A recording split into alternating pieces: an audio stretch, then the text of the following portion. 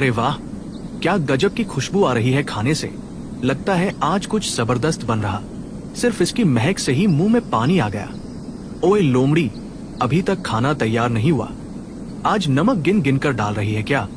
तुझे पता है ना, मुझे भूख ज्यादा देर तक बर्दाश्त नहीं होती, और जब मुझे गुस्सा आता है तब सामने वाले की चीखें पूरे जंगल में सुनाई देती हैं।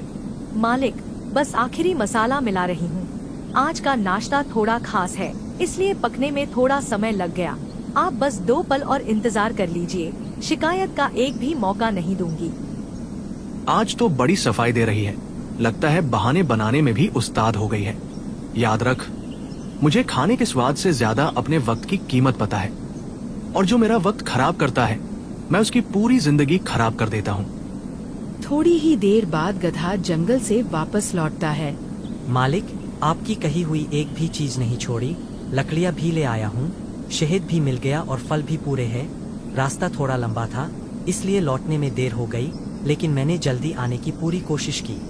पूरी कोशिश की, ये शब्द मुझे बिल्कुल पसंद नहीं है। कोशिश से मेरा पेट नहीं भरता, मेरा हुक्म पूरा होना चाहिए। अगर आज मुझे किसी भी चीज की कमी मिल गई ना, तो कल तू ये सामान नहीं, अपनी टूटी हुई हड्डियां उठाकर घूमेगा। माफ कर दीजिए मालिक, आगे से ऐसी गलती नहीं होगी। मैं रात में ही निकल जाया करूँगा, लेकिन आपको इंतजार नहीं करना पड़ेगा। बस आज की भूल आखिरी समझ लीजिए, दोबारा शिकायत का मौका नहीं मिलेगा। लोमड़ी ये सब देख रही थी। उसके चेहरे पर गुस्सा साफ दिखाई दे रहा था, लेकिन उसने उसे अपने डर के पीछे छिपा लिया। मालिक, इसकी गलती नहीं थी। शहद वाला पेड़ बहुत दूर था और ऊपर से मधुमक्खियाँ भी टूट पड़ी थी। फिर भी ये खाली हाथ नहीं लौटा, आपकी हर चीज लेकर ही वापस आया है। मैंने तुझसे इसकी वकालत करने को कहा था क्या? लगता है नाश्ता बनाते बनाते तेरी अक्ल भी पक गई है। सुन, गुलाम का काम सिर्फ हुक्म मानना होता है, सलाह देना नहीं। अगली बार बीच में बोली ना तो खाना नहीं बनाएगी, सीधे इसी चूल्हे में जलती नजर आएगी। माफ कर दीजिए मालिक, जुबान फिसल गई थी। आगे से बिना पूछे एक शब्द भी नहीं बोलूंगी। आप जैसा कहेंगे वैसा ही होगा। शेर वापस अपनी खाट पर जाकर बैठ जाता है। उसके चेहरे पर एक जहरीली मुस्कान फैल जाती है। अच्छा है, तुम दोनों को अपनी औकात याद है। इसी तरह सिर झुकाकर रहोगे तो सांसें भी चलती रहेंगी। जिस दिन सिर उठाने की कोशिश की, उसी दिन गर्दन धड़ से अलग कर दूंगा। नाश्ता तैयार हो चुका था। राजा शेर बड़े चाव से हर निवाले का स्वाद ले लेकर खा रहा था, जबकि थोड़ी दूर खड़े गधा और लोमड़ी भूखी नजरों से उसे देख रहे थे। दोनों को बस यही उम्मीद थी कि शायद कुछ बच जाए, ताकि उनके हिस्से में भी 2 निवाले आ जाए। क्या हुआ? ऐसे मेरा मुंह क्या देख रहे हो तुम दोनों? चलो जंगल जाओ, कल के खाने का सामान लेकर आओ। लकड़ियां भी खत्म हो रही हैं, और पानी का एक घड़ा भी नहीं बचा। नदी से पानी भरकर लाना। और हाँ, देर हुई तो वजह मत बताना, क्योंकि मुझे बहाने सुनने की आदत नहीं है। महाराज, अभी तो काम से थोड़ी देर पहले ही खाली हुई हूँ। सुबह से कुछ खाया भी नहीं है। अगर थोड़ी देर आराम करने दें तो फिर तुरंत काम पर निकल जाऊंगी। मुझसे जुबान लड़ाने लगी है तू। भूल मत, तुम दोनों मेरे गुलाम हो।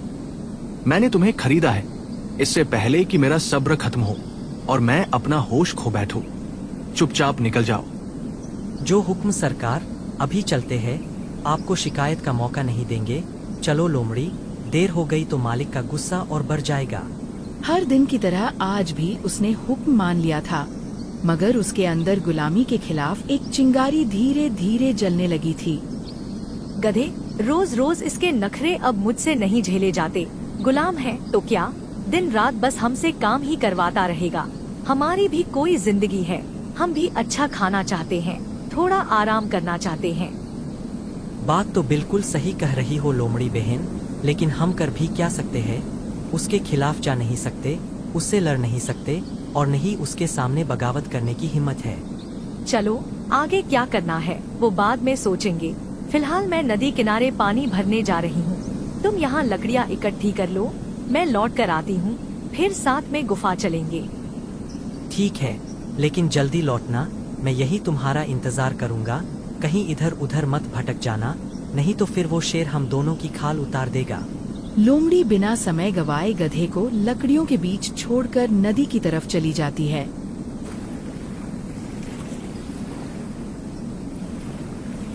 अरे आओ आओ, भला कोई तो दिखाई दिया यहाँ। ये नदी का किनारा तो हमेशा सुनसान पड़ा रहता है। पता नहीं उस शेर ने पूरे जंगल को इतना डरा रखा है कि किसी की हिम्मत ही नहीं होती इधर आने की। तुम ठीक कह रहे हो बंदर, लेकिन मेरे पास बातें करने का समय नहीं है। जरा भी देर हुई ना तो वो शेर आग बबूला हो जाएगा। राजा कम, शैतान ज्यादा है वो। दिन रात हमसे काम करवाता है और खुद खाट पर बैठकर बस हुक्म चलाता रहता है। हमें एक पल का भी आराम नहीं करने देता और खुद पूरा दिन आलस में पड़ा रहता है। सच बताओ लोमड़ी, ऐसी जिंदगी से तो मौत भी अच्छी लगे। तुम अपनी मर्जी से नहीं जी रही, उसकी मर्जी से जी रही हो। जब तक उससे फायदा मिलता रहेगा तब तक ही वो तुम्हें जिंदा छोड़ेगा। उधर गधा जंगल में लकड़ियाँ इकट्ठी कर रहा था। तभी उसे झाड़ियों के पीछे किसी के छिपने की आहट सुनाई देती है। कौन है वहाँ? मैं देख सकता हूँ तुम्हें। अब छिपने का कोई मतलब नहीं, अभी के अभी बाहर निकलो। गधे भैया, मैं हूँ। जंगल में घूम रही थी, आपको देखा तो छिप गई। माँ ने कहा था किसी अनजान जानवर के सामने मत जाना, खतरा हो सकता है।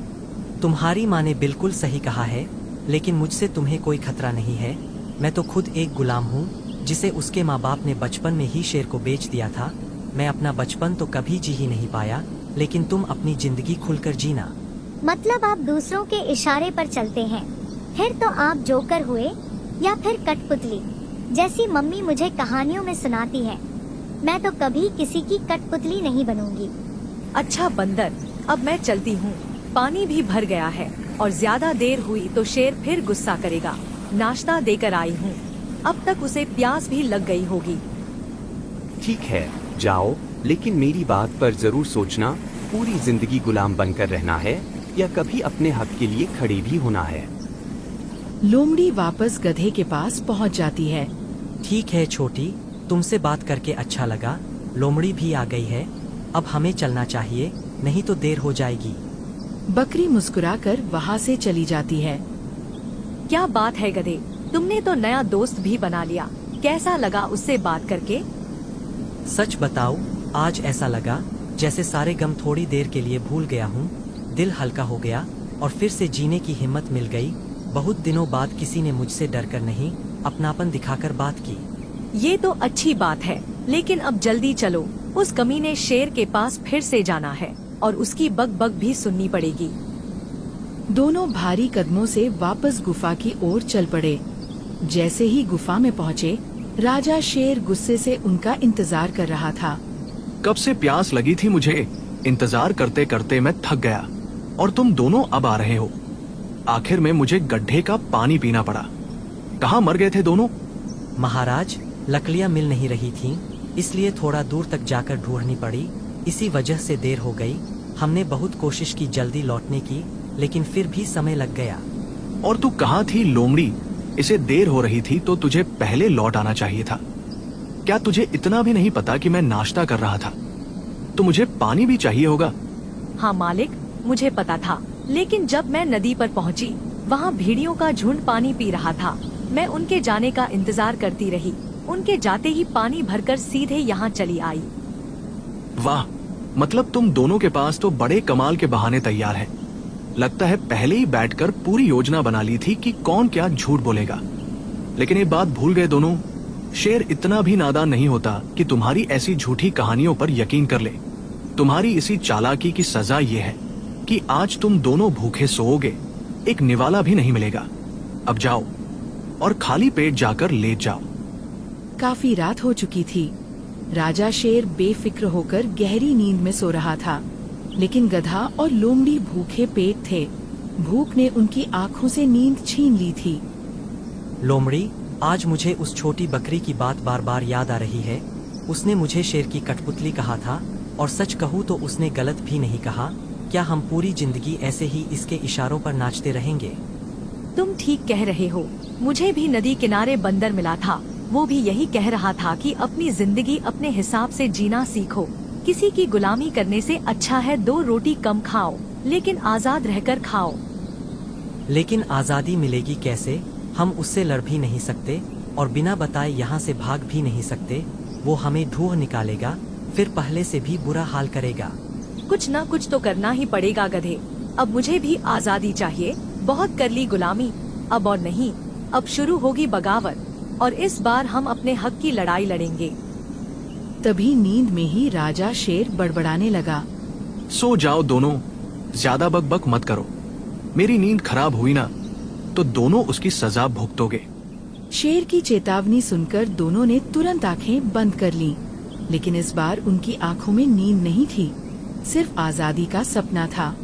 गधे, आज वो वक्त आ गया है जब हमें इस शेर से हमेशा के लिए आज़ादी लेनी होगी। इसका रौब अब हद से ज्यादा बढ़ चुका है। अब इसे हमेशा के लिए सुलाना ही पड़ेगा, तभी हमें आज़ादी मिलेगी। लेकिन हम दोनों में से कोई इतना ताकतवर नहीं है कि उसका सामना कर सके। फिर तुम कैसे सोच रही हो कि हम उसे मौत की नींद सुला देंगे? क्या तुम्हारे दिमाग में कोई योजना है? योजनाएं तो बहुत हैं, लेकिन मैं कोई जोखिम नहीं लेना चाहती।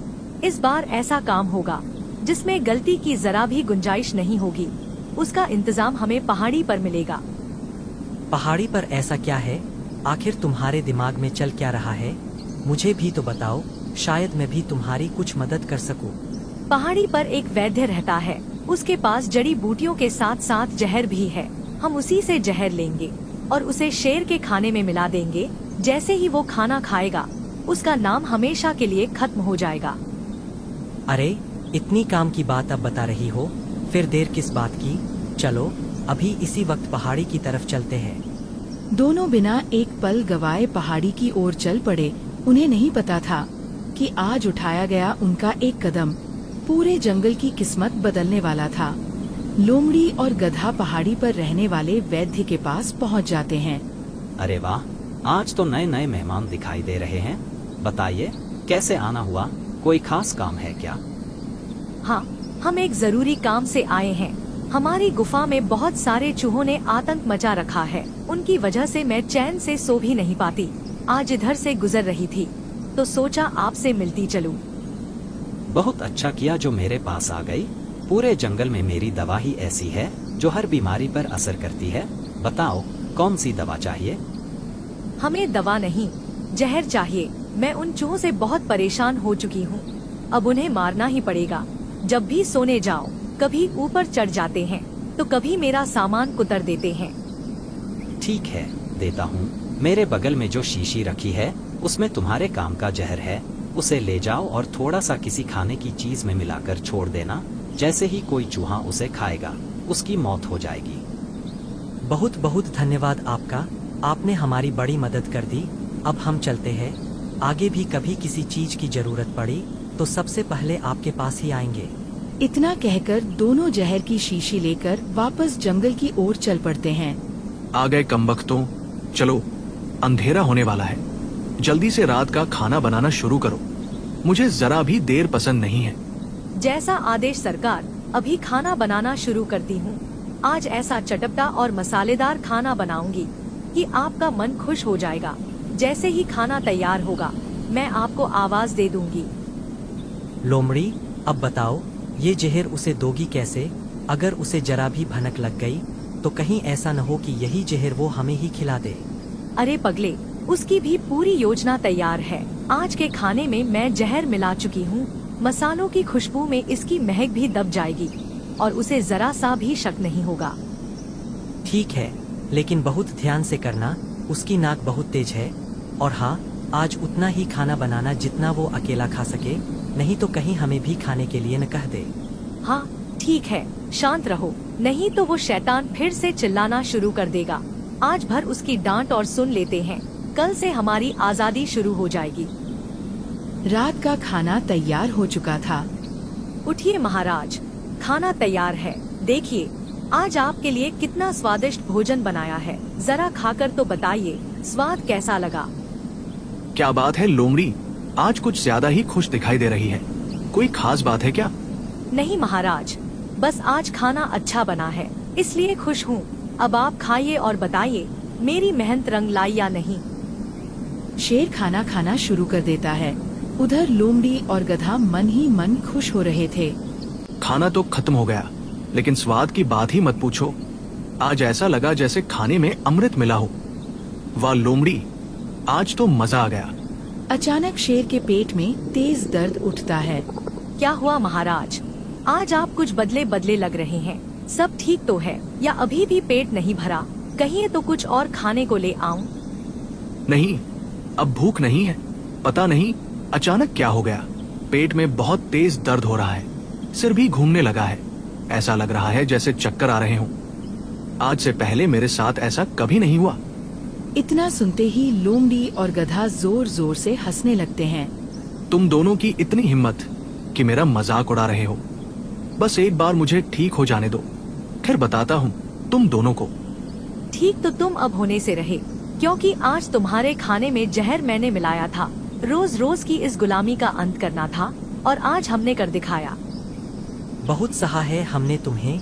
हर दिन काम किया, गुलामी की, आधे पेट सोए, न कभी इज्जत मिली न प्यार, बस हर बात पर डांट और धमकी मिली।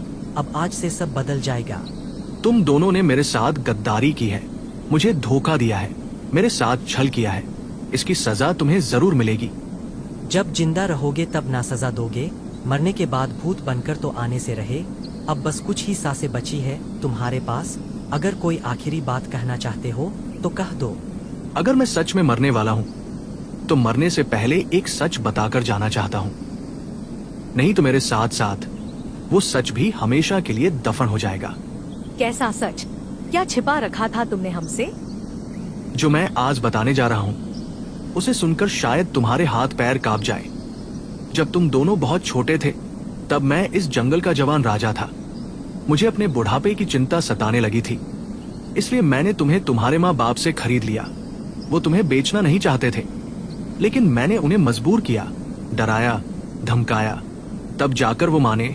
आज शायद वो इस दुनिया में भी नहीं होंगे, मैं मानता हूँ। अपने फायदे के लिए मैंने तुम दोनों से झूठ बोला, तुम्हें गुलाम बनाया, लेकिन उस गलती की सजा मुझे मौत मत दो। प्लीज मुझे बचा लो, मैं कसम खाता हूँ। आज के बाद तुमसे कभी कोई काम नहीं करवाऊंगा, तुम्हें हमेशा के लिए आजाद कर दूंगा। तुमने हमसे हमारा बचपन छीन लिया, हमारे माँ बाप का प्यार छीन लिया, हमारी नींद, हमारा चैन, हमारी जवानी, सब कुछ बर्बाद कर दिया, और अब चाहते हो कि हम तुम्हें छोड़ दें? आज तक हम तुम्हारी गुलामी करते रहे क्योंकि हमें सच्चाई पता ही नहीं थी। बिना खाए पिए तुम्हारा हर हुक्म माना, और अब जब तुम्हारी मौत सामने खड़ी है तब तुम्हें सच बताना याद आया। आज हमें आजादी मिलकर रहेगी, चाहे तुम जिंदा रहो या मर जाओ।